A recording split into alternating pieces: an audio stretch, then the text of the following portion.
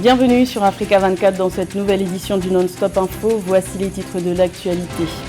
Dépassionner les débats sur les appartenances religieuses et autres considérations culturelles. C'était l'objectif affiché du dialogue de Tanger les 10 et 11 juin au Maroc. Diversité culturelle et religieuse ont été prônées comme facteurs de développement. Les Seychelles réitèrent la bonne performance de 2021 en restant le pays africain où l'indice de corruption est le plus bas en 2022 selon Transparency International. Alors quelle est la recette du succès de cet archipel? Élément de réponse dans cette édition. Et depuis 2010, les déchets plastiques trouvent une seconde vie entre les mains d'un jeune entrepreneur brazzavillois. Une initiative appréciée dans la capitale congolaise où les opérations de salubrité se multiplient depuis des années pour assainir le cadre de vie des habitants. Mais tout d'abord au Burkina Faso, le bilan humain dans la localité de Seitenga, dans la région du Sahel, ne cesse d'augmenter. Après l'attaque du 9 juin contre la brigade de gendarmerie de cette commune qui a tué 11 gendarmes, les assaillants sont revenus en grand nombre dans la nuit du 11 au 12 juin pour s'attaquer aux populations. L'armée a annoncé que 50 corps ont été retrouvés jusque-là et des milliers de personnes ont fui la localité. Cette attaque s'apparente à des représailles selon certains témoins. Rappelons que le 9 juin, l'armée burkinabé avait indiqué avoir neutralisé une quarantaine d'individus qualifiés de terroristes.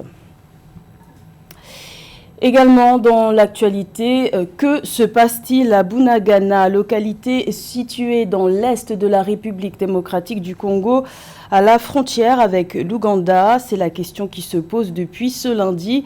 Une partie de cette localité est contrôlée par des combattants du mouvement du 23 mars, M23, selon les sources locales.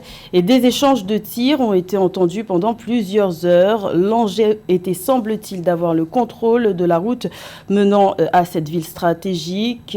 Cette localité serait donc maintenant aux mains du M23 et les FARDC se seraient repliés en Ouganda.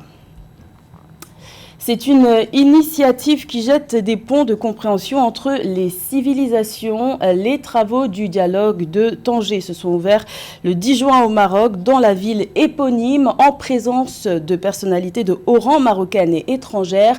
La coexistence interreligieuse et le dialogue interculturel étaient au cœur des échanges, un sujet de la rédaction. Le Maroc se positionne comme un laboratoire de mixage culturel, un facteur de développement. Dans un contexte marqué par une géopolitique en mutation perpétuelle, où l'ouverture au monde est un impératif, la cohabitation pacifique à travers le respect mutuel et l'acceptation de l'autre sont de l'avis de plusieurs observateurs des facteurs qui favorisent le développement. L'alliance est nécessaire, aujourd'hui plus que jamais, à un moment si particulier de l'histoire où les certitudes bougent, où la géopolitique se réécrit, et où les causes à l'origine même de la création de l'Alliance des civilisations connaissent une résurgence sans précédent. Nous vivons une époque de transformation profonde qui nous invite à examiner le monde extérieur d'un œil et se livrer à un exercice d'introspection de l'autre. Une politique mise en lumière au dialogue de Tanger, un rendez-vous d'échange entre les civilisations et autres cultures du monde. Dans un contexte marqué par une promotion des discours de haine et de violence, le dialogue de Tanger trouve sa raison d'être dans l'impératif de dépassionner les débats sur les appartenances religieuses et autres considérations culturelles. Nous devons partir ensemble à la reconquête de la raison et des valeurs qui fondent la légitimité d'un espace de convivialité où les mots dignité, justice et liberté auront à s'exprimer de la même façon et à se conjuguer avec les mêmes exigences, quelles que soient nos origines, nos cultures et nos spiritualités. Au terme du dialogue de Tanger qui s'est tenu le 10 juin 2022, sur le thème Vers une nouvelle lumière partagée, le Maroc a décidé d'abriter la 9e Alliance des civilisations des Nations Unies cette année. La corruption est un fléau qui gangrène le développement du continent depuis plusieurs décennies. Mais son degré de perception diffère selon les pays. Les Seychelles sont considérées comme l'État le moins corrompu d'Afrique. Dans le classement établi par Transparency International, c'était le cas en 2021 et c'est toujours le cas en 2022. Les explications de Nathalie Moho.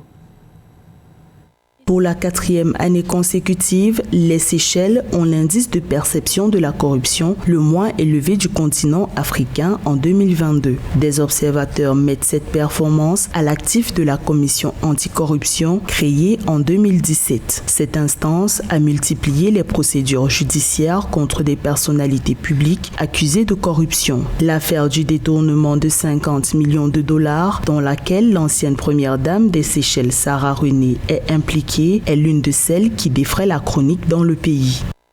Il y a une nouvelle institution, il y a une nouvelle loi. Si vous regardez en 2016... L'un de nos plans importants est d'examiner l'application de la loi dans le secteur public. Nous nous pencherons également sur la consolidation de la déclaration de patrimoine, une responsabilité confiée à notre institution en avril 2021. Bientôt, de nouvelles affaires seront portées devant les tribunaux. Et l'air où voit l'offense qui n'est arrivée. La loi anticorruption des Seychelles, adoptée en 2016, confère le pouvoir à la commission de lutte contre ce fléau, de prévention, mais aussi d'instruction des dossiers soumis à la juridiction pénale. Sur le plan de la prévention, des programmes scolaires sont mis en place pour sensibiliser les Seychellois contre la corruption dès la base. Grâce à nos programmes d'éducation, les gens sont de plus en plus conscients de ce que constitue une pratique de corruption et ils nous les signalent après les séances. Il faudra du temps pour éliminer la corruption dans le pays, mais un travail que nous continuons d'évaluer en révisant nos statistiques à la fin de l'année. La prévention est la partie la plus importante de notre travail et contribuera à réduire les cas à terme. Les Seychelles, soupçonnées d'abriter des paradis fiscaux, ont ratifié des instruments juridiques pour lutter contre l'enrichissement illicite et le blanchiment d'argent dès 2006. La commission anticorruption de l'État insulaire est placée sous le contrôle du groupe de lutte contre le blanchiment d'argent en Afrique orientale et australe. Assainir l'environnement en éradiquant les déchets plastiques, c'est le défi qu'un Brazzavillois s'est lancé depuis 2010. Stéphane Sikouloulou est à la tête d'une petite entreprise qui crée des pavés écologiques à partir de déchets. L'écologie est ainsi mise au service de tout un écosystème. Reportage de notre correspondant Deva Panzou. Nous sommes à Kombe, dans le 8e arrondissement de Brazzaville au Congo, dans cette grande cour du siège de l'association Le Partenaire 381 créée par Stéphane Sikouloulou. On aperçoit des étendues de déchets plastiques et de verre. Ces déchets sont broyés, mélangés et transformés en pavés écologiques qui sont ensuite revendus sur le marché. L'ambition, c'est agir vraiment avec beaucoup d'efficacité. Pour pouvoir transformer la question de l'environnement ou de l'assainissement en opportunité de création d'un secteur d'économie populaire. Créer autant d'emplois pour une autonomisation durable et au niveau de l'environnement, c'est assainir nos milieux physiques en vue d'avoir un cadre meilleur. C'est depuis 2010 que Stéphane s'est engagé dans la gestion des déchets plastiques en vue d'assainir l'environnement et le cadre de vie. Aujourd'hui, il emploie 9 salariés et ambitionne d'atteindre 25 employés dès 2023. Ces agents de l'association de Partenaires 381 sont chargés de collecter les déchets qui jonchent les rues et les marchés de la capitale, Brazzaville. Et présentement, nous sommes donc dans le process de production des pavés écologiques par ratio massique. Donc, nous avons le ciment, le sable, le gravier et le plastique. Donc, le gravier, le granulé des verres. Avec le plastique, nous formons des pavés. L'État congolais n'est pas resté indifférent aux efforts de l'entrepreneur congolais. À l'occasion de la Journée mondiale de l'environnement, célébrée le 5 juin, un don de matériel lui a été offert en guise de soutien. Outre le soutien de l'État, Stéphane reçoit régulièrement l'accompagnement de la Fondation Brasco et du Programme des Nations Unies pour le développement. À la page sport, les journées des éliminatoires de la CAN 2023 se poursuivent. On fait le point avec notre journaliste sportif José Douglas. Bienvenue José. Bonjour Gladys. Alors le premier et le deuxième tour sont bouclés. Que doit-on retenir? Vous avez choisi 3 matchs à nous montrer. Oui, tout d'abord Gladys, c'est bien la grosse opération pour le Burkina Faso qui a pris 6 points lors de ces 2 journées. Le Cameroun qui connaît quelques turbulences. Il y a Madagascar qui prend qu'un seul point dans 2 matchs. L'Algérie a tenté d'oublier sa mésaventure et sa non-qualification pour la prochaine Coupe du Monde. Le Mali qui plane dans son groupe. Autre constat, c'est un groupe I avec le duel entre le Gabon et la Mauritanie. La Libye et la Guinée se neutralisent et surveillent le faux pas de la Tunisie et les Lions du Sénégal qui rugissent déjà. Alors Gladys, vous l'avez dit, 3 matchs. Tout d'abord Guinée-Malawi, 1-0. Eh bien, la Guinée qui se comporte très bien la deuxième journée avec ce but signé, regardez, Naby Keita dans les arrêts de jeu. Naby Keita qui, vous le savez, est le milieu de terrain du club anglais de Liverpool. L'autre match, c'est le Cameroun qui bat le Burundi 1-0 avec cette faute sur Vincent Boubacar.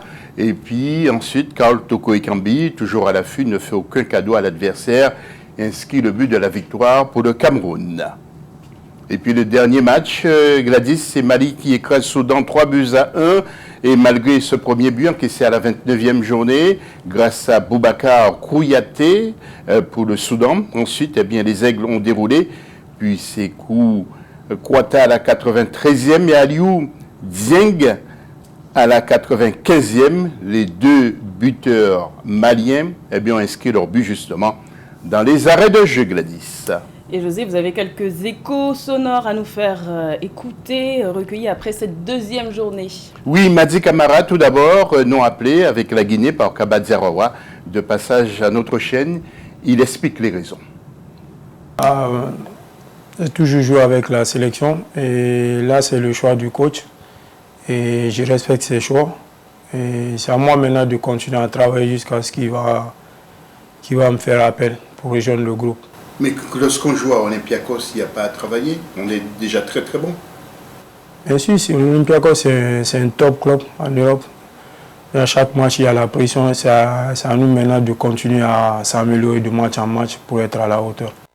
Le président de la FECAFOOT a fait une descente dans les vestiaires des Lions indomptables.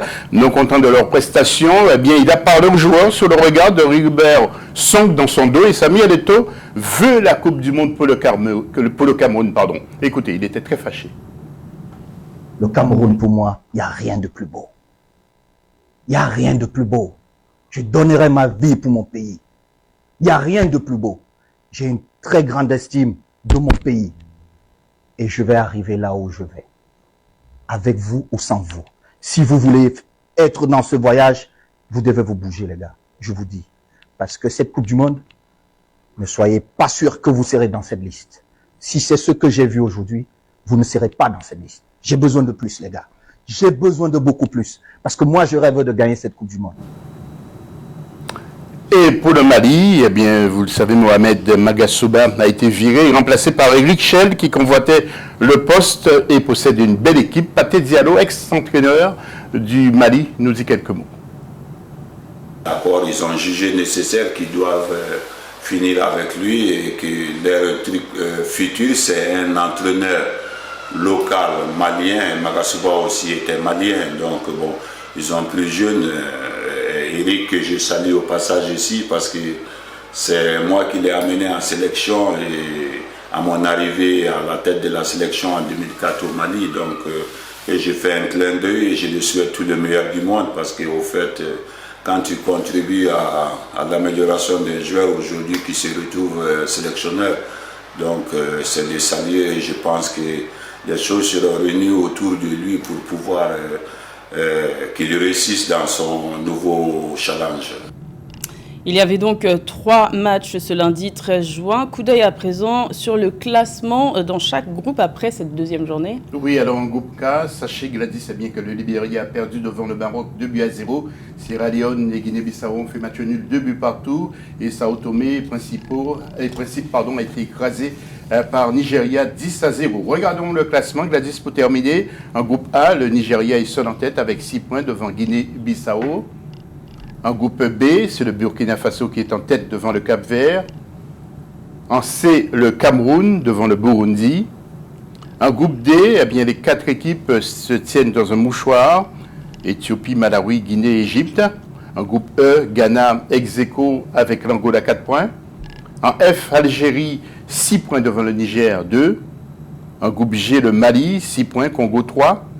En groupe H maintenant, Côte d'Ivoire 4 points, et Zambie 3. En J, Mauritanie et Gabon ex-aequo 4 points.